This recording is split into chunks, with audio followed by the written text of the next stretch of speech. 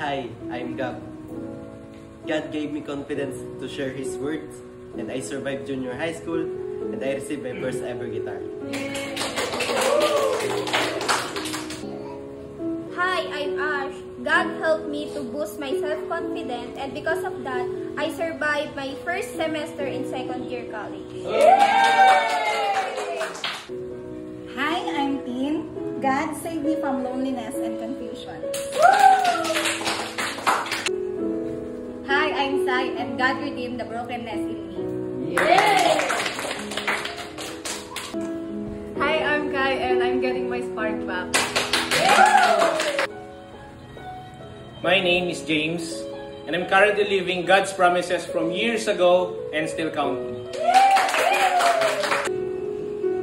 Hi, I'm Hannah, and God gave us our first car. Hi, I'm Shek. God healed, restored, provided, even allowing us to renovate our house.